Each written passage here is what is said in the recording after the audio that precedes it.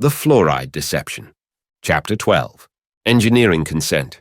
Visiting the Cambridge, Massachusetts home of Edward L. Bernays was a thrilling and unsettling experience. On the occasion of his 100th birthday in 1991, I spoke with him for the British Broadcasting Corporation's World Service. The nephew of Sigmund Freud was in good health, briskly walking me to an old-fashioned elevator that rose into his private office. The elevator seemed like a time machine. Bernays seized the brass control switch, and the lattice-cage doors slammed shut. The diminutive old man smiled, his eyes twinkling. His audience was captive, and once again the tiny hands of Mr. Edward L. Bernays, the father of public relations, gripped the levers of power. The doors opened. We entered a softly lit photo gallery. Bernays shuffled forward, pointing proudly. There he was, rubbing shoulders with men of power from the 20th century, like the omnipresent character in the Woody Allen movie Zelig. Bernays at the signing of the Treaty of Versailles. Bernays with Henry Ford, with Thomas Edison, with Eleanor Roosevelt, with Eisenhower, with Truman, and Bernays with George Hill, the head of the American Tobacco Company. Bernays' wife was the leading feminist Doris Fleischmann. He was a master of exploiting such modern liberal sentiment. On behalf of his tobacco client, Bernays had once persuaded women's suffrage activists to march in the 1929 New York Easter Parade, holding cigarettes as torches of liberty. The tiny propagandist counted among his clients the dancer Nijinsky, the singer Enrico Caruso, and some of the most powerful corporations in America, including CBS, Procter & Gamble, and Allied Signal. Bernays also had close ties to the U.S. military. As a young man in World War I, he had been a foot soldier in the government's Committee on Public Information, creating some of the nation's earliest war propaganda. He volunteered those skills for the U.S. Army in World War II, and during the Cold War, he was in communication with the CIA. Other resume items included advising the United Fruit Company during the U.S. government's overthrow of the elected government of Guatemala, shaping strategy for the U.S. Information Agency, USIA, and advising the government of South Vietnam. Bernays also persuaded Americans to add fluoride to water. "I do recall doing that," he said softly during another interview at his home in 1993. Although Bernays was then 102 years old, his memory was good. Selling fluoride was child's play, Bernays explained. The PR wizard specialized in promoting new ideas and products to the public by stressing a claimed public health benefit. He understood that citizens had an often unconscious trust in medical authority. "You can get practically any idea accepted," Bernays told me, chuckling. "If doctors are in favor, the public is willing to accept it because a doctor is an authority to most people, regardless of how much he knows or doesn't know. By the law of averages, you can usually find an individual in any field who will be willing to accept new ideas, and the new ideas then infiltrate the others who haven't accepted it." In 1913, for example, Bernays played on medical and liberal sympathies to boost ticket sales of a Broadway play he had helped to produce. The play, Damaged Goods, dealt with the then controversial subject of venereal disease. Bernays circumvented potential censorship, he said, by creating a politically diverse sociological committee of doctors and prominent New York citizens to extol the health benefits of sex education and endorse the new play. This committee, which included John D. Rockefeller and a founder of the ACLU, turned Damaged Goods into a Broadway hit. By publicizing the purported health benefits of certain products, Bernays similarly increased sales of bananas for the United Fruit Company, bacon for the Beechnut Packing Company, and Crisco cooking oil for Procter & Gamble. In his 1928 book, Propaganda, Bernays explained his technique more formally. He noted the psychological relationship of dependence of men on their physicians and other such opinion leaders in society. "Those who manipulate this unseen mechanism of society," he wrote, "constitute an invisible government, which is the true ruling power of our country. Our minds are molded, our tastes formed, our ideas suggested, largely by men we have never heard of. Before World War II, the diminutive media wizard had been a PR advisor to Alcoa.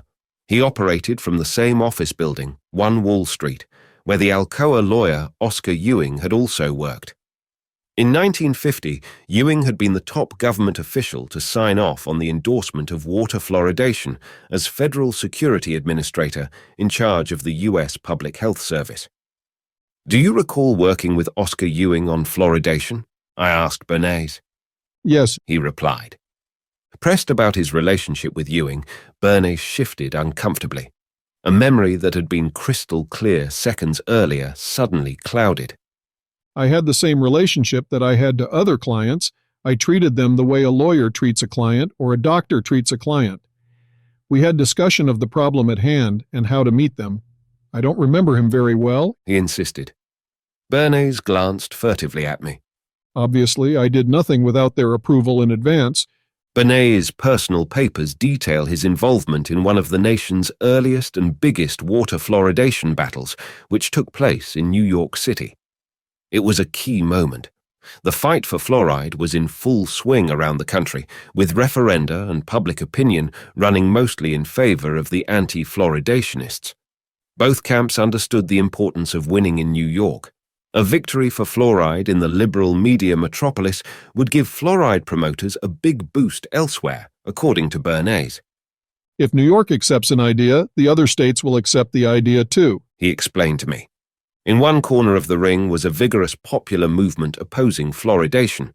The protesters were backed by leading doctors, such as Dr. Simon Beisler, a former president of the American Urological Association, Dr. Fred Squire Dunn of the Lenox Hill Hospital, radiologist Frederick Exner, and Dr. George Waldbott. In the other corner was New York City's Health Department, led by Commissioner Dr. Leona Baumgartner.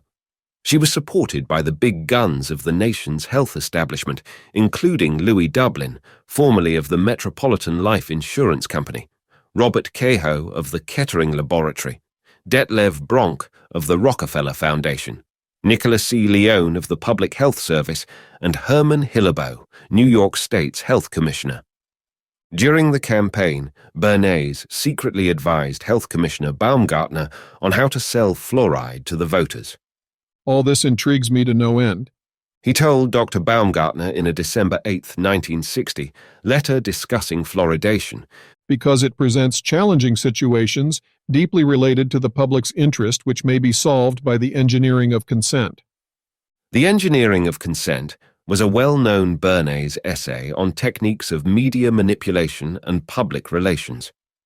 Bernays advised the health commissioner to write TV network bosses David Sarnoff at NBC and William Paley at CBS, telling them that debating fluoridation Is like presenting two sides for anti-Catholicism or anti-Semitism and therefore not in the public interest, she should approach the TV executives gingerly, he warned.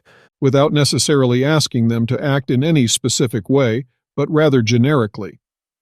This might lead to a revision of the whole policy of what shall and shall not be considered controversial. Other media strategies included mailing innocuous-sounding letters to influential editors explaining what fluoridation entailed. We would put out the definition first to the editors of important newspapers. Bernays said. Then we would send a letter to publishers of dictionaries and encyclopedias. After 6 or 8 months, we would find the word fluoridation was published and defined in dictionaries and encyclopedias. During the battle for New Yorkers' hearts and minds, the city's health department received support from an influential pro-fluoride citizens committee, purporting to be interested in fluoride for public health reasons. The titular head of the committee to protect our children's teeth was the famous pediatrician Benjamin Spock. Also lending their names to the committee's effort was a long list of celebrities, liberals and notables, including Mrs. Franklin D. Roosevelt, baseball great Jackie Robinson, and trade union leader A. Philip Randolph. A lavish booklet called Our Children's Teeth was published by the committee and distributed around the country. It was a compendium of reassurances of fluoride safety and denunciations of critics. Safety problems were non-existent, wrote Dr. Robert Kehoe from the Kettering Laboratory, while Dr. Hilleboe tarred opponents as food faddists, cultists, chiropractors, and misguided and misinformed persons who are ignorant of the scientific facts involved.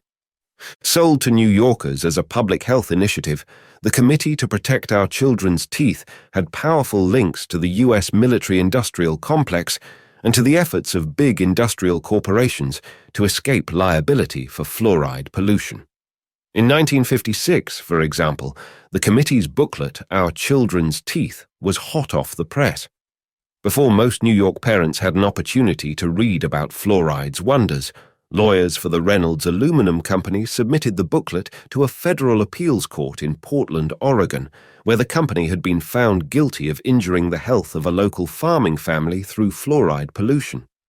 Inside the booklet, the judges were told, are to be found the statements of one medical and scientific expert after another, all to the effect that fluorides in low concentrations, such as are present around aluminum and other industrial plants, present no hazard to man. Today, such a pseudo-grassroots effort would be known as an astroturf organization because of its fake popular character and essentially corporate roots. The committee was funded by the W.K. Kellogg Foundation, and its goals were to break the political logjam in New York and to help topple dominoes across the country, according to the committee's program director, Henry Urose. That was the working assumption, our justification as far as the Kellogg people were concerned. And it turned out that was quite correct because we broke the back of the anti-fluoridation movement by winning in New York and Chicago, Urose told me. Although the committee's expert composition and broad social representation was a classic Bernays-style propaganda technique, Urose denied that the campaign had anything to do with Bernays, whom he dismissed in clipped, Harvard tones of barely concealed repugnance. He was a man who would take credit for anything that would reflect credit on him. He was a professional liar. Urose may not have known what Bernays was doing, but Bernays kept tabs on Urose. Correspondence from Urose to Health Commissioner Leona Baumgartner is found in the Bernays archive. More evidence of the committee's ties to industry can be seen in its staffing and endorsements. General counsel to the committee was Ford Foundation trustee and leading corporate attorney Bethuel M. Webster. He had been a wartime associate of Harvard President James Conant and of Vannevar Bush, the two leading science bureaucrats who had shepherded the early development of the atomic bomb. And the booklet includes statements from 8 DuPont scientists, 3 scientists from the nuclear complex at Oak Ridge, a doctor from the Army Chemical Center in Maryland, the president of Union Carbide, the former supervisor of uranium hexafluoride production at Harshaw Chemical, the former director of the AEC's Division of Biology and Medicine, Shields Warren, a member of the AEC's Medical Advisory Committee, Detlev Bronk, and Dr. Herbert Stokinger, who had performed many of the Manhattan Project's fluorine toxicity studies for Harold Hodge at the University of Rochester. According to Urose, it was a coincidence that so many scientists listed in the booklet were associated with the atomic weapons industry. Fluoride's use in industry was pervasive, he said. It was therefore unnecessary to list all those various industrial applications in a dental publication, he added. Urose knew that Dr. Shields Warren, for example, had been associated with the AEC and that the nuclear industry had an interest in fluoride, but he bristled at any suggestion that his committee misled the public by not informing them of fluoride's military uses. I think what you are doing is injecting a suspicion as though there were a self-interest beyond the public interest. And I think that you are mistaken, Urose said. It was not until 1965 that fluoride finally began spilling from New York City faucets. Foes complained bitterly that, while city residents were given a referendum on off-track betting, the fluoride vote had been turned over to the 5-man Board of Estimate. An exclusive cocktail party corralling New York's political leaders at the home of Mary and Albert Lasker had launched the final push for fluoride that summer, according to National Fluoridation News. Mary Lasker was a member of the Committee to Protect Our Children's Teeth and a prominent public health advocate. Her husband was a wealthy advertising executive, whose money came in part from pushing Lucky Strike cigarettes with Edward Bernays for the American Tobacco Company. Guests at the Lasker party on July 25th included Mayor Robert Wagner, members of the Board of Estimate, 12 out of 25 members of the City Council, and Brooklyn's Borough President Abe Stark. "This government by cocktails is really unique," commented a press release from the Anti-Fluoride Association for the protection of our water supply. "Here's a private one-sided hearing on a most controversial subject, in a meeting by officials in an ex-cathedra session. Where does it leave the masses of citizens opposed to fluoridation? Will they have to pool their meager resources and invite the city fathers to an inexpensive bar to hear their story?" The Committee to Protect Our Children's Teeth had accomplished its broader national mission, said Arrows. At the time we began work, there may have been, I'm guessing now, 5% of the public water supplies in the United States being fluoridated. At the time we went out of business, we had about 2/3. Arrows added. The father of public relations helped the U.S. Public Health Service to sell fluoride too, it seems. On Valentine's Day of 1961, Assistant Surgeon General and Chief Dental Officer for the Public Health Service, Dr. John Knutson, wrote to Bernays in New York. Knutson asked Bernays to pay a visit to his office to discuss new approaches to the promotion of water fluoridation. The letter is on government stationery. Bernays answered by return mail, announcing that he expected to be in Washington shortly. To see some of my friends in government, and when the date is set, I will make it a point to clear with you for an appointment. The federal public relations effort grew in strength during the 1950s and 1960s. From the beginning, the scale of the taxpayer-funded propaganda was driven by the strength of public opposition to fluoridation and had as its hallmark disrespect for open debate and a democratic vote. Big Brother watched. The Public Health Service, the American Dental Association, the American Medical Association, and the American Waterworks Association all operated semi-covert investigative offices, compiling McCarthyite dossiers on anti-fluoride medical professionals and sending often second-hand and derogatory information to pro-fluoride groups.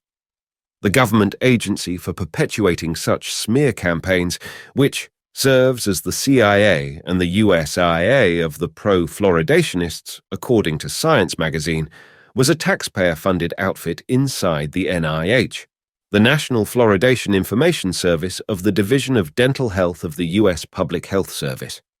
The spying unit, remarked Science, makes it its business to know who stands where in the fluoridation controversy.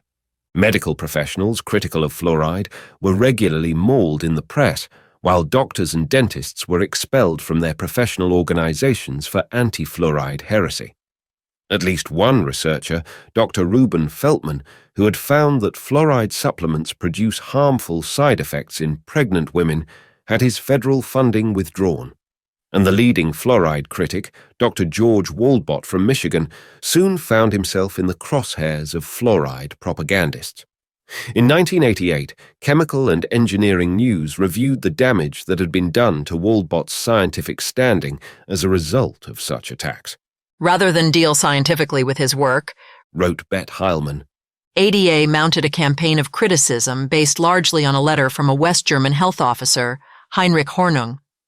The letter made a number of untrue statements, including an allegation that Waldbot obtained his information on patients' reactions to fluoride solely from the use of questionnaires. ADA later published Waldbot's response to this letter, but the widely disseminated original news release was not altered or corrected and continued to be published in many places. As late as 1985, it was still being quoted. Once political attacks effectively portrayed him as anti-fluoridation, Waldbot's work was largely ignored by physicians and scientists.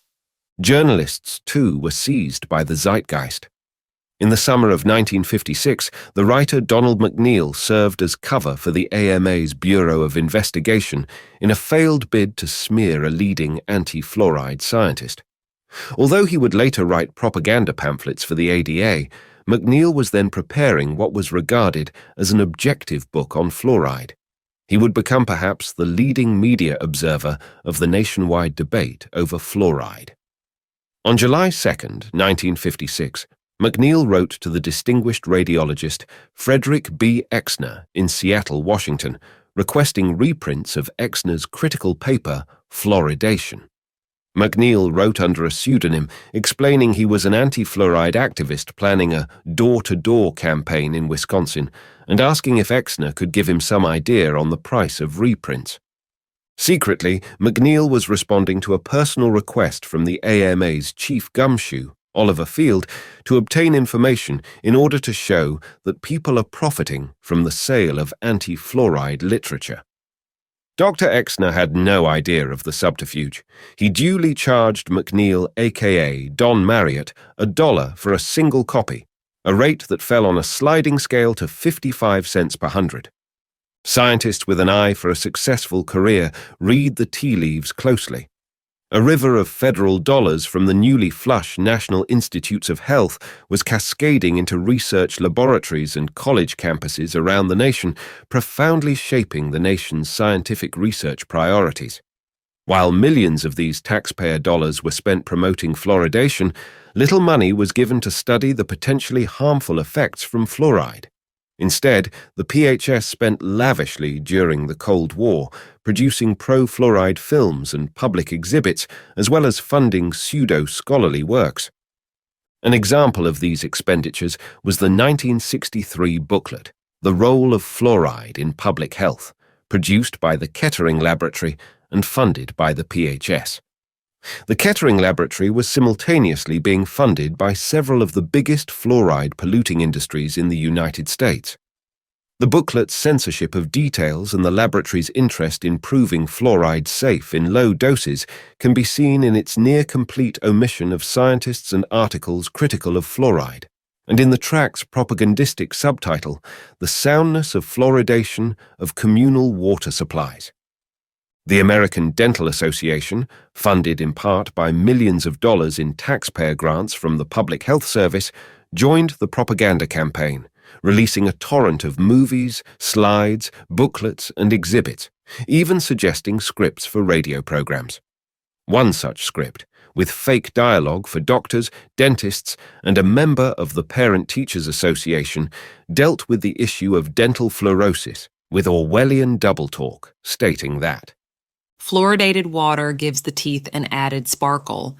a 1952 ADA pamphlet also advised against democracy. At no time should the dentist be placed in the position of defending himself, his profession, or the fluoridation process, Stated the leaflet How to Obtain Fluoridation for Your Community through a Citizens Committee. Fluoridation should not be submitted to the voters who cannot possibly sift through and comprehend the scientific evidence, The pamphlet advised. Yet the scale of the public relations campaign mounted on behalf of water fluoridation appears to have startled even the ADA. In August 1952, for example, a blizzard of identical news stories appeared in papers around the country. They all praised fluoride for reducing dental cavities in Newburgh, New York. Curiously, they all did so in exactly the same language. Who in hell is feeding newspapers canned pro-fluoridation arguments? Asks a note found by the historian Donald McNeil in the archives of the American Dental Association. Two clippings exactly alike. Starting with every time we hear a piece of news like the following from one part of the country, we are surprised and a little dismayed that we don't get the same news from lots of other places. Then tells of Newburgh's 47% reduction in decay. The mystified author then lists several newspapers in Washington, Idaho, Missouri, Iowa, Arkansas, and South Dakota where the promotional story had appeared.